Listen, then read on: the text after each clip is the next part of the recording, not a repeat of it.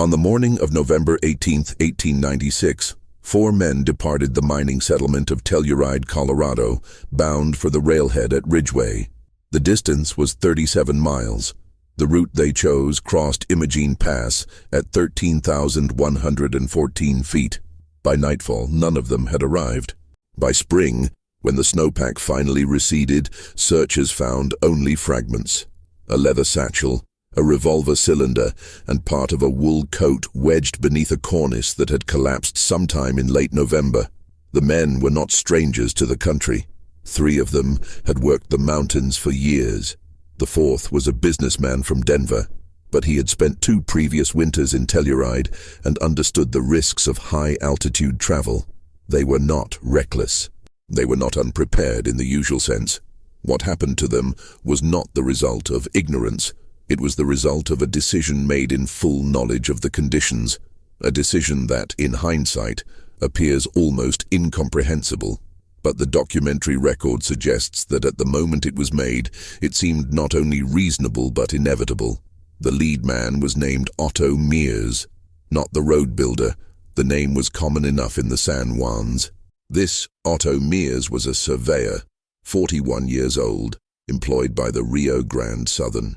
He had crossed Imogene Pass 17 times, including twice after the first snow. He kept a notebook, now archived at the Ridgway County Historical Museum, in which he recorded every crossing, date, weather, visibility, time elapsed. The entries are brief, unembellished. October 14th, 1895. Clear. Wind moderate. 3 hours 40 minutes. No trouble. The second man was named Harlan Drucker. He was 26. His father owned a hardware store in Ridgway. Harlan worked as a packer, guiding mule trains between the high camps and the valley towns. He knew the passes in a way that couldn't be learned from maps. He knew them by the sound of wind in certain canyons, by the smell of snow on the first cold mornings in September. He had been caught above the timberline once, 2 years prior, and had spent a night under a tarp at 12,000 feet. He survived. He learned. The third man was named Eugene Calloway. He was 33, originally from Illinois. He had come west in 1889 and had worked variously as a logger, a miner, and a ranch hand. In Telluride, he was employed at the Smuggler Union Mine, maintaining equipment. He was literate, methodical, and known for double-checking things others took for granted. His landlady later described him as a man who never left the stove on. The 4th man was named Samuel Pryor. He was 52. He was the manager of a silver investment group based in Denver. He had arrived in Telluride on November 10th to inspect several mining properties before the winter closure. He was expected back in Denver by November 22nd. He had a wife and 2 daughters. He carried with him a leather portfolio containing contracts, correspondence, and approximately $1,200 in bank drafts. On the evening of November 17th, Otto Mears received a telegraph at the assay office, where he sometimes took messages. The telegram was from the Rio Grande Southern Dispatch in Ridgway. It requested that he return to Ridgway by the 19th for a route survey that had been moved up due to an early winter forecast.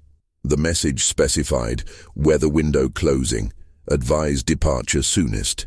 Mears showed the telegram to Drucker, who was staying at the same boarding house. Drucker had been planning to return to Ridgway within the week anyway.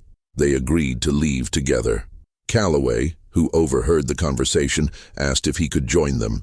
He had already planned to spend Thanksgiving with his sister's family in Montrose, and the timing was fortuitous.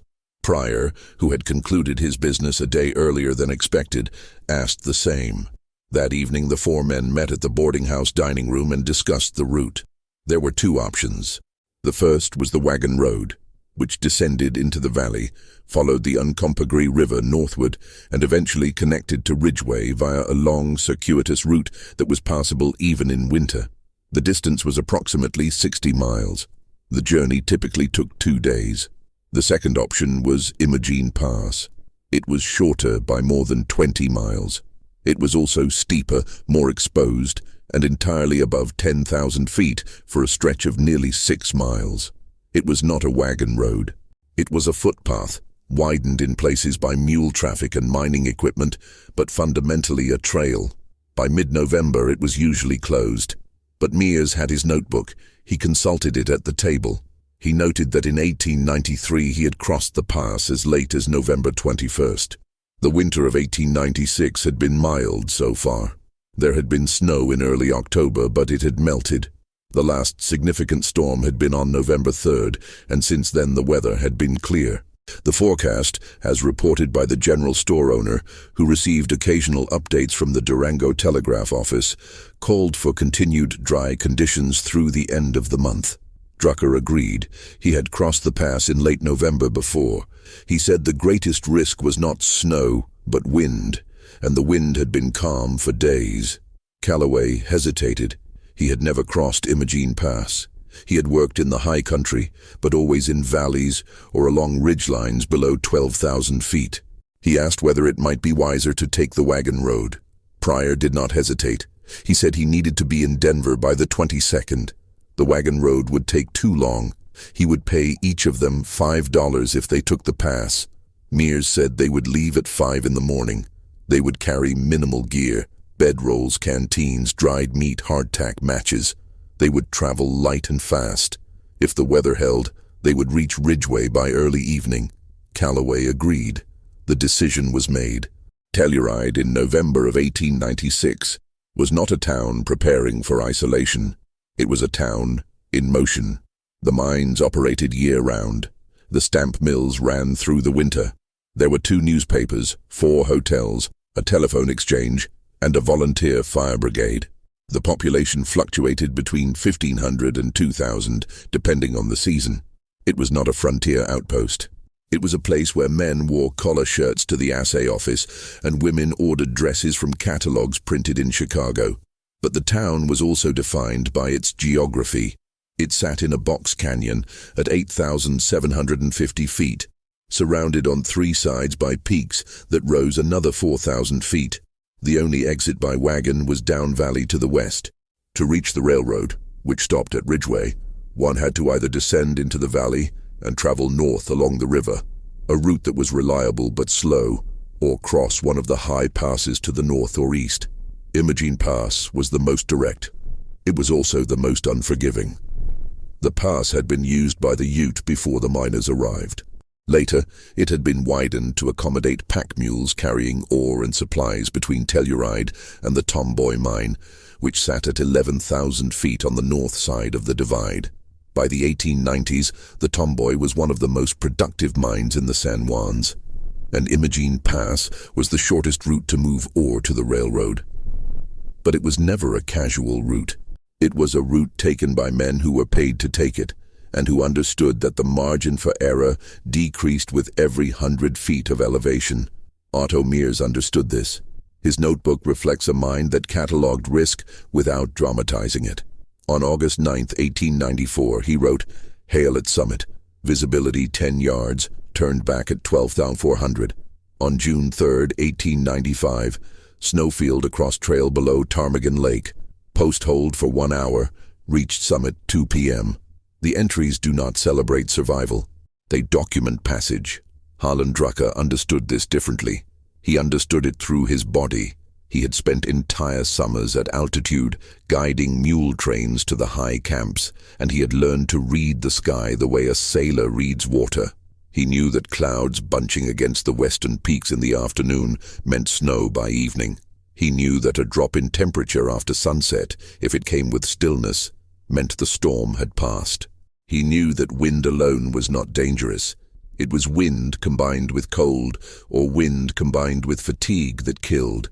Eugene Calloway understood the mountains less intimately, but he understood systems. He understood that a lamp needed oil, that a boiler needed water, that a man needed food and warmth and sleep.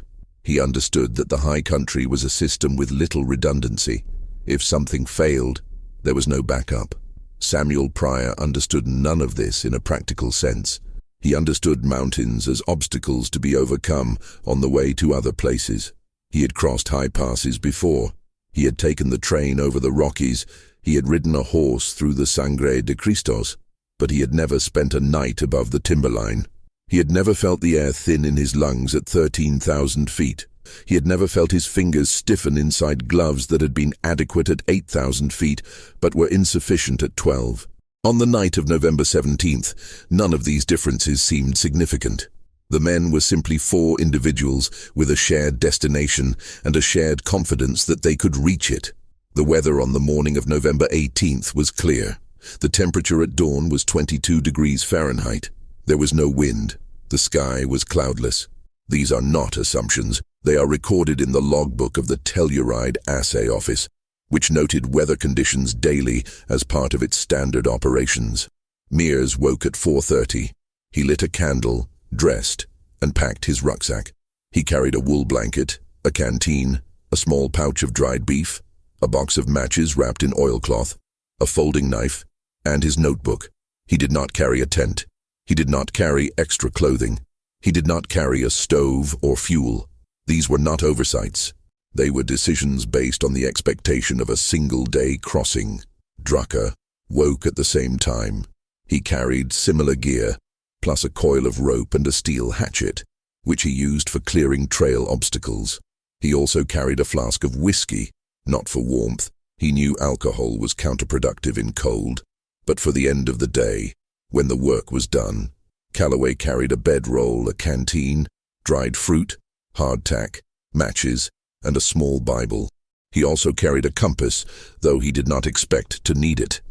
The trail was visible, and Mears knew it by heart. Pryor carried the least. He had his leather portfolio, a wool coat, gloves, a canteen, and a small bundle of food provided by the boarding house. He carried no map. He carried no rope.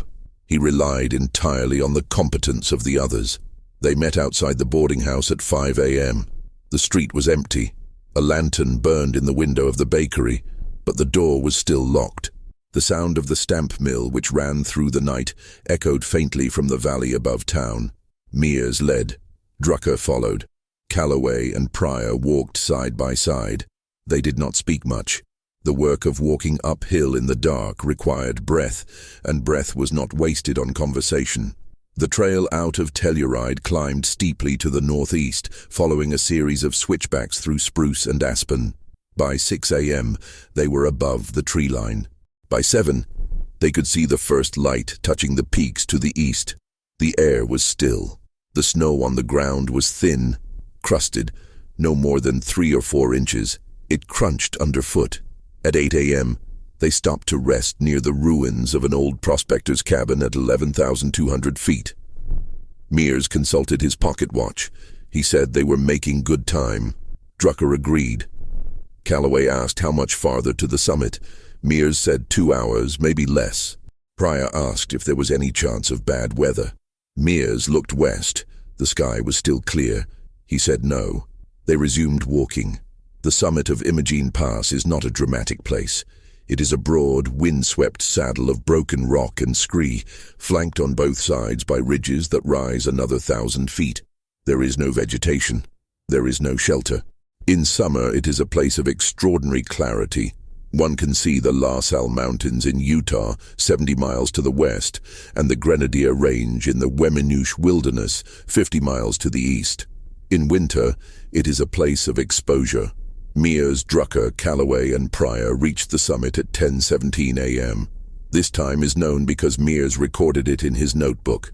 The entry, recovered later, reads, Summit 10:17, clear, no wind, temp approx 28, descent begins. Why, that is the last entry he ever made. At the summit, they paused. Pryor took off his gloves to adjust the straps on his portfolio. His hands were red. He put the gloves back on quickly. Drucker drank from his canteen. The water was cold, but not frozen. Calloway stood at the edge of the saddle and looked north, toward Ridgway. The valley was hidden below a series of descending ridges. He could see snow on the peaks across the valley, but the air was clear. Mears stood apart, looking west. Later, this moment would be analyzed by searchers and historians, because it was the last moment when the group had a full view of the weather. What Mears saw, and what he made of it, is not recorded, but the physical evidence suggests that he saw something.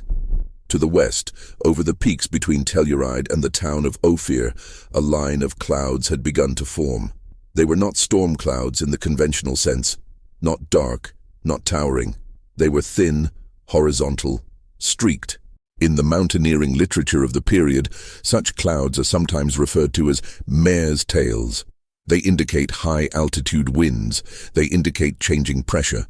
They indicate often that a weather system is approaching, though it may be hours or even a day away. Mears would have recognized this. He had seen it before. His notebook contains references to similar conditions. On October 2nd, 1894, mare's tails at dawn, descended before noon. Storm arrived evening. On September 12th, 1895, high clouds west, crossed rapidly, no incident. But on November 18th, 1896, Mears made a calculation. He calculated that the clouds were far enough away, and the descent quick enough, that they would reach the timberline and safety before the weather turned. He calculated that even if snow came, it would come after they had dropped below 12,000 feet, where the wind was less severe and the terrain more forgiving. He was not wrong to make this calculation. He was wrong about the margin. At 10:25 a.m., Mears began the descent. The trail dropped steeply from the summit, switchbacking down a loose talus slope toward a bench at 12,400 feet. From there, it traversed east across a series of open basins before descending through a narrow drainage toward the timberline at 11,000 feet. The descent to the timberline typically took 2.5 hours. From the timberline to Ridgway was another 3 hours of walking through forest and meadow. If they maintained their pace, they would reach Ridgway by 4:30 p.m., well before dark. The first hour of the descent was uneventful. The trail was visible. The footing was firm. Pryor struggled slightly with the altitude. His breathing was labored and he paused several times, but Drucker waited for him, and they continued together. Calloway walked steadily, his eyes on the ground. Mears led, 20 or 30 yards ahead. At approximately 11:30 a.m., the wind began. It did not begin gradually. Mountain wind does not build. It arrives. One moment, the air was still. The next, it was moving at 20 or 30 miles per hour, gusting higher. The temperature, which had been tolerable, dropped. The wind came from the west, funneling through the pass behind them and accelerating down the slope. It carried with it a fine, granular snow. Not falling snow, but snow lifted from the ground, scoured from the ridges, turned into a horizontal stream that reduced visibility to 50 yards, then 30, then less. Mears stopped. He waited for the others to catch up. When they did, he shouted over the wind. He said they needed to keep moving. The timberline was still an hour away. If they kept the ridgeline on their left and the drainage on their right, they could follow the trail by terrain alone, even without visibility. Drucker agreed. He had been in whiteouts before. He said the key was to stay together and move steadily. Stopping was more dangerous than continuing. Calloway asked if they should turn back. Mears said no. The summit was more exposed than the descent. Going back would mean climbing into the wind. Going forward meant descending, which was faster and would bring them to shelter sooner. Pryor said nothing. He was shivering. His coat, which had been adequate in Telluride, was not adequate at 12,000 feet in wind. His gloves were damp from adjusting his portfolio. His hands were numb. They continued. The wind increased. By noon it was sustained at 40 miles per hour, with gusts that knocked Calloway off balance. The snow was not falling from the sky. It was moving horizontally, driven by the wind, and it penetrated every gap in their clothing. Mears' notebook, tucked in his coat pocket, would later be found with frost crystals between the pages.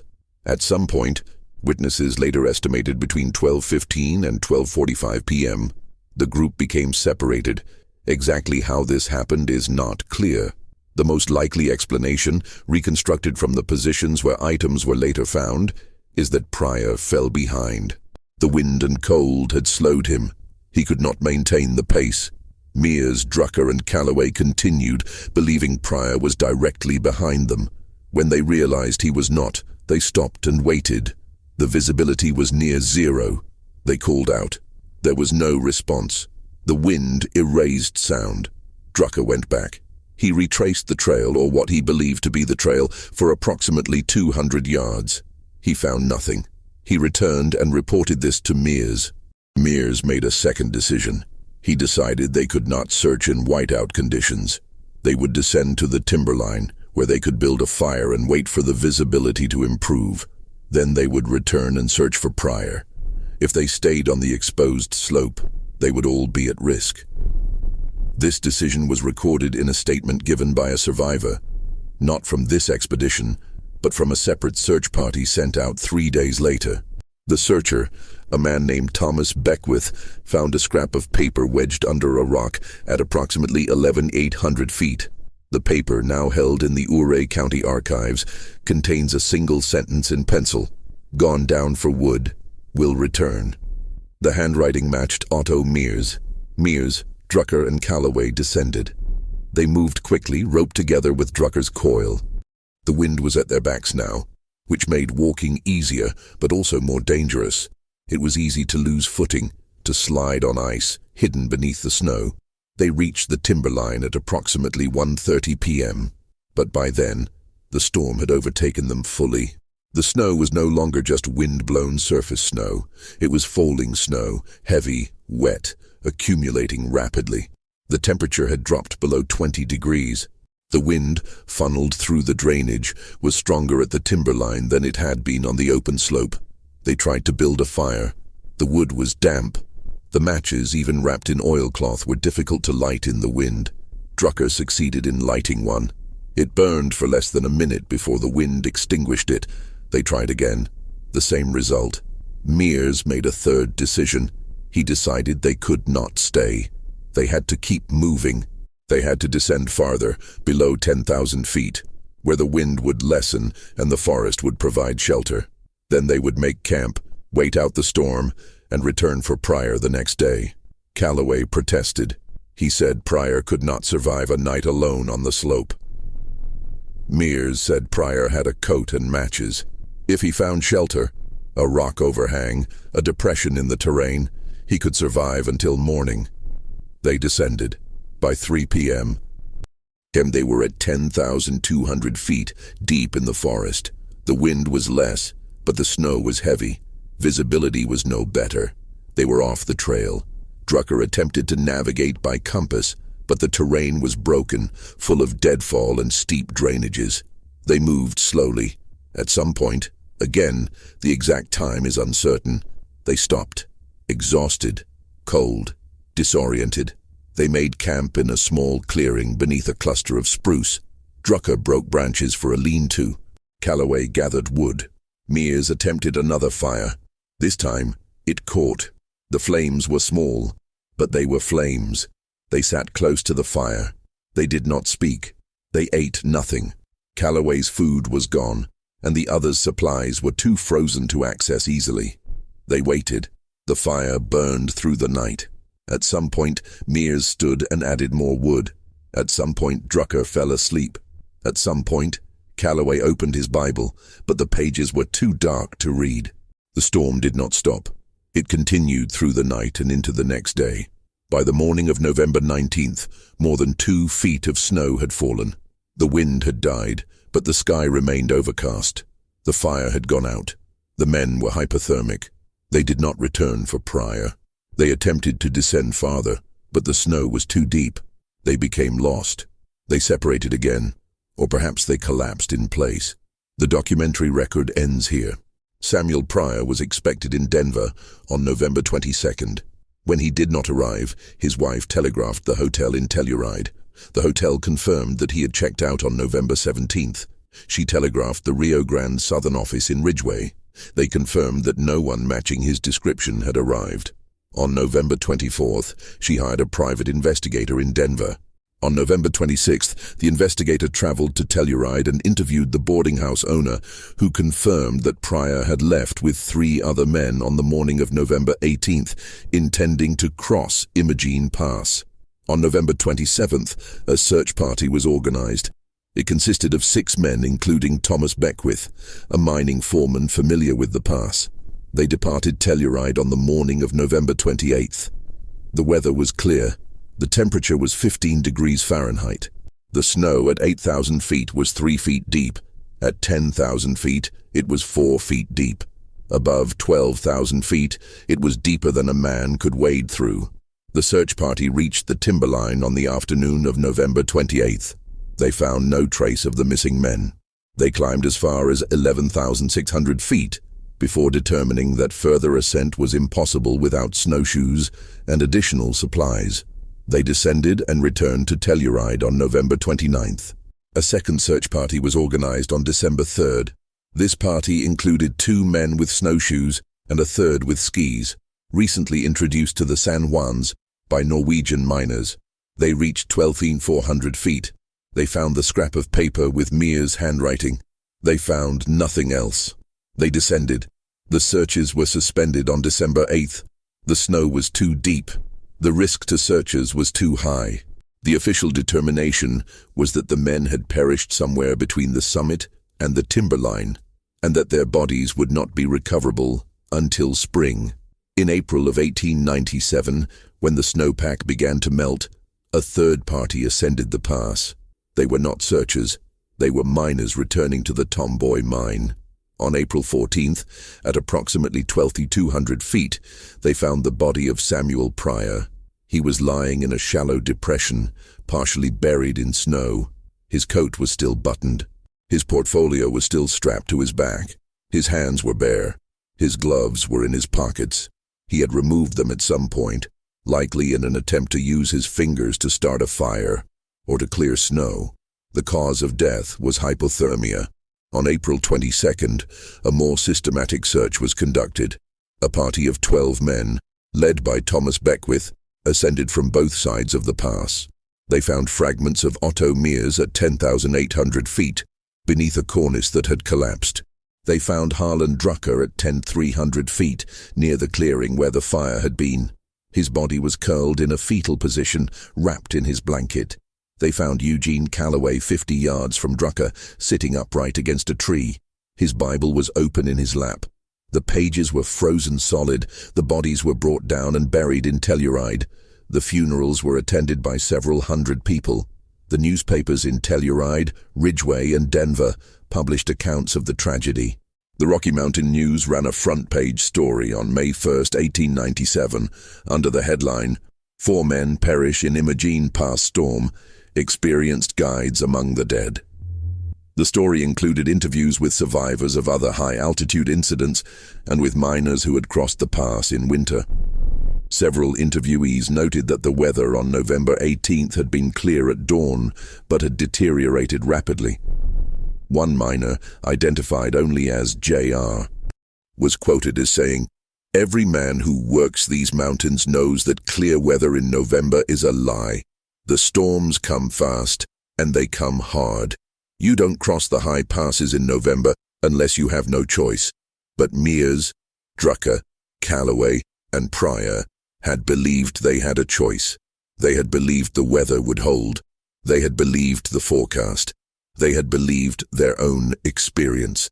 An inquest was held in Telluride on May 10th, 1897. The coroner's report, preserved in the San Miguel County archives, concluded that the deaths were accidental and resulted from exposure to severe weather conditions during an attempted crossing of Imogene Pass. The report noted that the deceased were experienced men who made a decision to cross the pass based on favorable weather at the time of departure.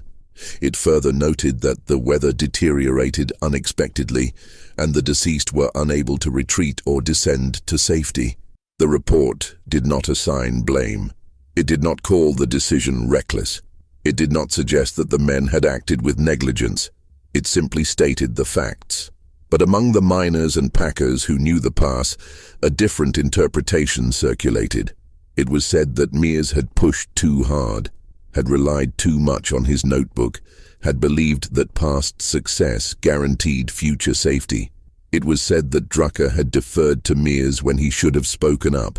It was said that Calloway had been reluctant from the start, but had agreed because he trusted the others. It was said that Pryor had been the catalyst, that his urgency and his money had tilted the decision toward risk. None of these interpretations can be confirmed. What can be confirmed is this. At 10:17 a.m. on November 18, 1896, 4 men stood at the summit of Imogene Pass. The weather was clear. The trail ahead was visible. They believed they could reach safety before the weather changed. They were wrong by a margin of approximately 2 hours. That margin cost them their lives. Imogene Pass is still crossable.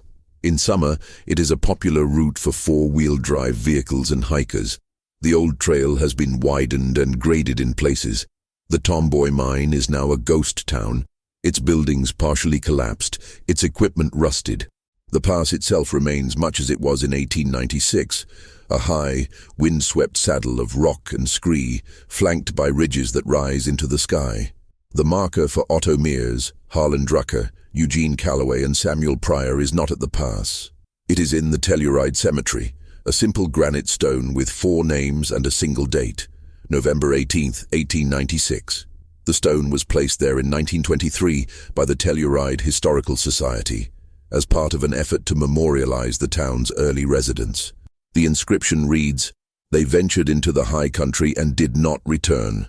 In 1952, a historian named Margaret Holbrook published a short article in the Colorado magazine titled Imogene Pass and the Winter of 1896–97.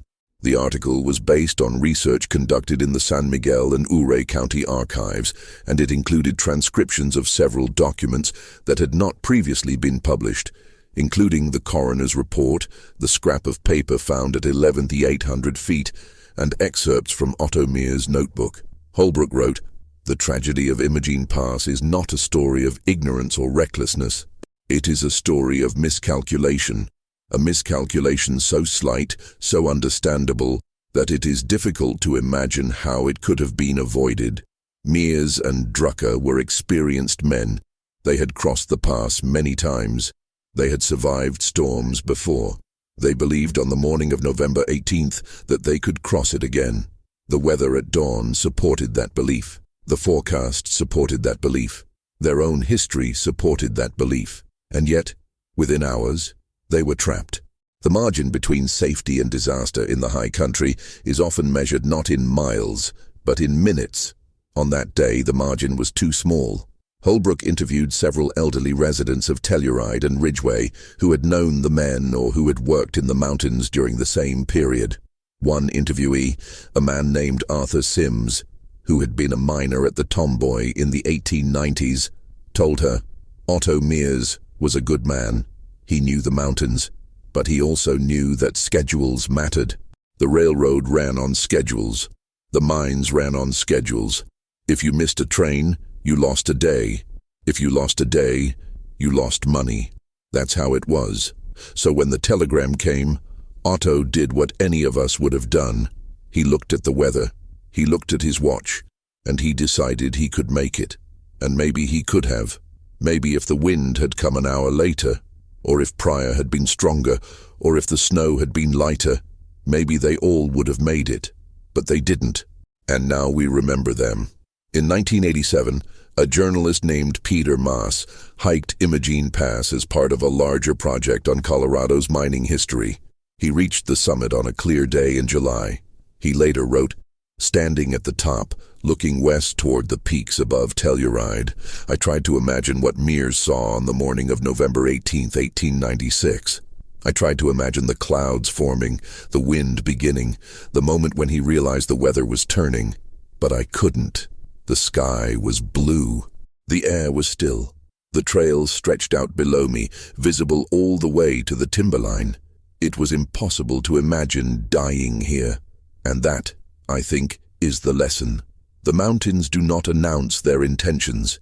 They do not warn you when you have crossed the line from safety into danger.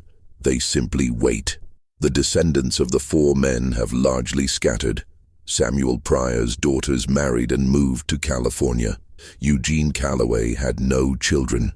Harlan Drucker's father closed his hardware store and moved to Grand Junction in 1899. Otto Mears's family left Colorado shortly after his death. None of them returned to Telluride. But the story persisted. It was told in the bars and boarding houses of the San Juans. It was told in the mining camps. It was told as a cautionary tale, and also as a reminder that experience is no guarantee, that clear skies are no promise, that the mountains respect no man's schedule. In 2003, a research team from the University of Colorado conducted a study of historical weather patterns in the San Juans, using records from the National Weather Service and local archives. They identified November 18, 1896, as a date when a rapid atmospheric pressure change had occurred over the western San Juans, resulting in sudden high winds and localized snow at elevations above 11,000 feet. The study noted that such events were common in late autumn, but were difficult to predict with 19th-century meteorological tools.